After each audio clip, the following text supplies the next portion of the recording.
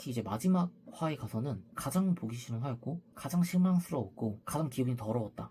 저는 지금 이제 방금 전에 데블스 플랜 시즌2를 다 봤습니다. 다 봤는데 개인적으로 너무 화가 나가지고 그 영상을 지금 바로 찍어봤어요. 너무 어이가 없어가지고 일단 데블스 플랜 재밌게 봤어요. 네, 재밌게 봤고 저는 개인적으로 일단 뭐 다 말씀드리자면 더 지니어스 1, 2, 3, 4 정말 재밌게 봤고 정말 즐겨봤던 완전 찐팬이고요. 그리고 피해게임 1, 2, 3 전부 다 봤습니다. 정말 재밌게 봤고 그리고 개인적으로 재밌게 봤던 더 커뮤니티 그것도 재밌게 봤고 또 나머지 뭐 서바이벌 게임들은 다 챙겨봤다라고 보시면 돼요. 그런데 여러가지 이 서바이벌을 봤지만 다 보고 났을 때 기분이 진짜 이렇게 안 좋았던 적은 처음인 것 같습니다. 근데 이게 지금만 그런 게 아니고 예전에 지금 이 데블스 플랜 2 보면서 중간중간 느꼈던 감정들이 있는데 그 감정들이 썩 좋지는 않은 감정들이었거든요. 그래서 제가 어떨 때 그 문제들이 있었는지 한번 영상으로 좀 말을 해보려고 합니다.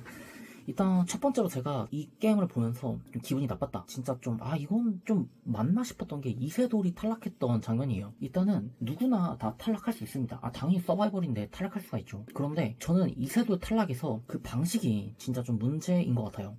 일단 이세돌이 탈락할 때 그 장면만을 놓고 보면 게임 중에 있던 히든 룰이 등장을 해서 이제 탈락을 한 거잖아요. 일단 뭐 게임 중에 히든 룰이 있다. 이런 건 오케이. 좋습니다. 왜냐면 예전에 더 지니어스 때도 그랬고 뭐 룰이라고 하긴 좀 그렇지만 어쨌든 게임 안에 있는 빈틈을 찾아서 이제 해결한다라는 측면에서는 히든 룰이 있다라는 건 저는 좋다라고 봐요. 그런데 그 룰에 대한 어떤 대가가 탈락까지 시킬 수 있다라는 룰인 게 저는 좀 가장 큰 문제 같습니다. 이게 실제로 이번에 데블스 플랜에서 이세돌이 탈락했던 장면을 보면 이제 플레이어들이 몬스터로 나와서 그 몬스터를 죽일 수 있다. 그래서 이제 플레이어도 뭐 죽일 수 있다라는 뭐 그런 시스템이었잖아요. 아이디어 자체는 되게 좋았다고 생각을 해요. 어쨌든 게임에 되게 빈 공간을 허점을 잘 노린 건데 문제가 뭐냐면 여기에서 진짜 칼 제대로 잘못 맞으면 무조건 탈락을 시킬 수 있는 룰이었잖아요, 사실상.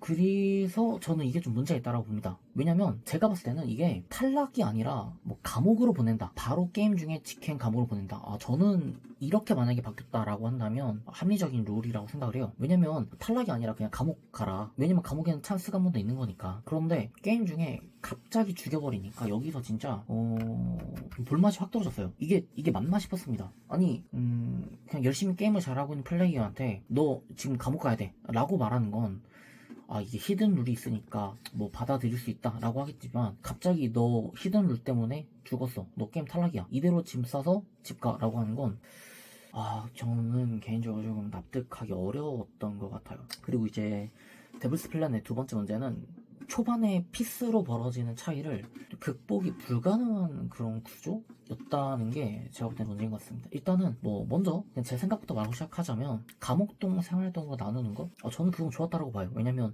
실제로 두 가지로 나눠서 플레이한다라는 것 자체가 보는 입장에서도 보는 맛도 있고 플레이어들 입장에서도 뭐 감옥동은 가면 안 돼, 생활동 가야 돼라는 동기부여가 될 수도 있고. 그런데 이 문제가 뭐냐면 초반 게임 몇 개 피스가 갈려버리니까 피스 차이가 이게 확 벌어지고 나니까 그 후로는 이거를 이제 갭을 맞출 수가 없는 거예요.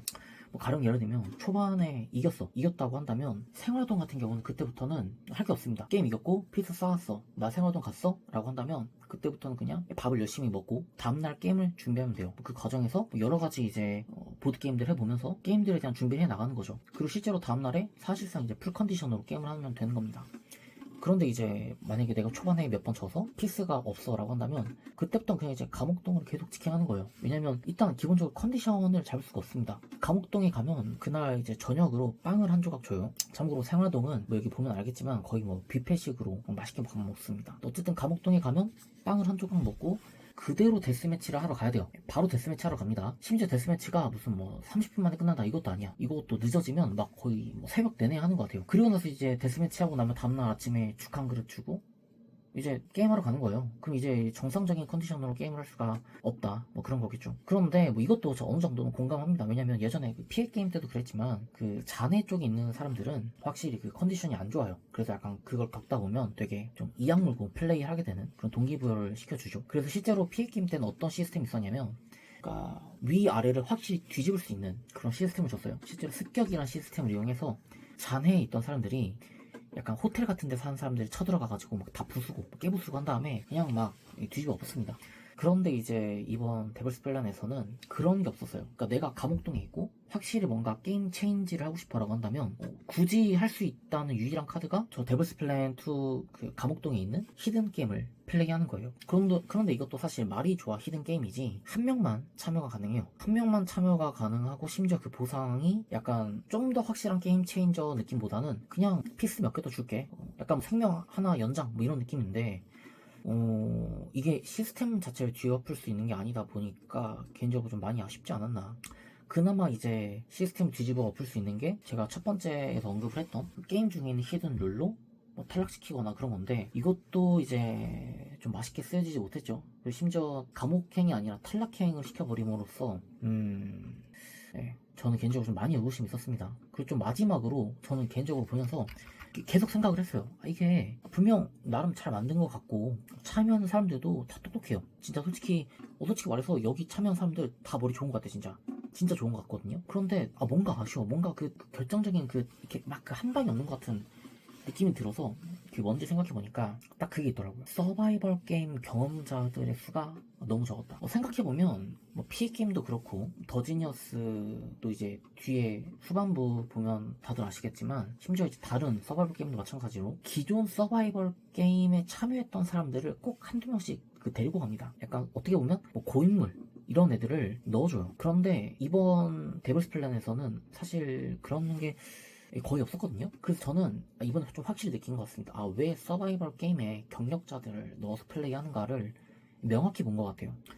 결과적으로 이제 이런 서바이벌류의 제일 핵심적인 부분은 배신할 타이밍에 배신해주고 또 한 명 진짜 밀어줄 땐 확실히 밀어주고 약간 그런 이제 플레이적인 요소들이 좀 맛있게 얽혀야 되는데 이런 경험자들이 없으니까 게임도 막 배신할 타이밍에 배신도 못하고 밀어주는 것도 막 되게 어영부영 밀어주고 그러다 결국에는 게임 끝나보면 피스 많은 사람들이 무난하게 이겨서 나머지 애들 싹 다 감옥 가고 감옥 가서 또 뭐 자기네들끼리 치고받고 이런 구조들이 그냥 반복이 된 게 아닌가라고 좀 생각이 들고요.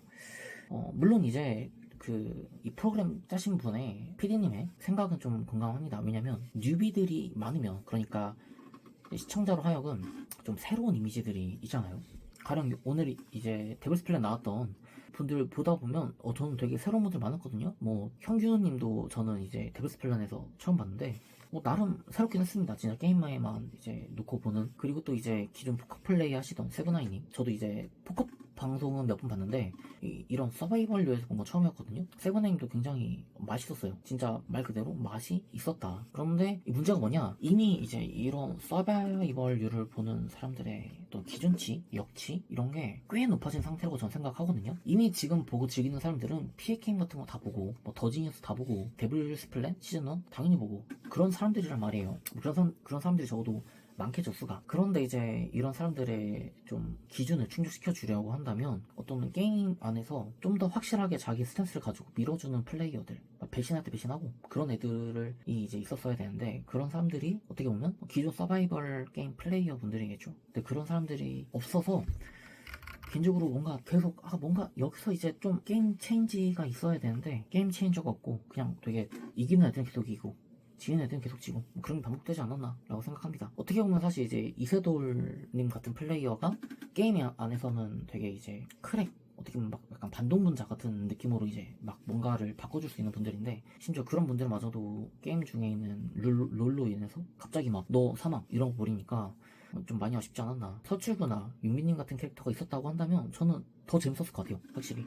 물론 이제 좀 캐릭터 자체가 너무 익숙해서 빼는 거는 이해합니다. 그렇지만 그럼에도 다른 플레이어들이 더 있었어야 하지 않았나 라고 생각해요. 그래야 좀 더 맛이 살지 않았나 라고 생각하는 것 같습니다. 근데 어쨌든 뭐 정리하자면 재밌게 왔어요. 재밌게 왔고 제가 최근에 이제 한 2, 3주 정도 여러 가지 방송을 봤는데 데블스 플랜 솔직히 오늘 저 화요일 날 이 방송하는 거 기대하면서 기다리고 있었습니다. 그리고 방송 받고 재밌었어요. 그렇지만 제가 봤던 여태 여러 서바이벌 중에서는 특히 이제 마지막 화에 가서는 가장 보기 싫은 화였고 가장 실망스러웠고 가장 기분이 더러웠다. 딱 이 말로 정리될 것 같습니다. 가장 기분이 더러운 서바이벌이었다.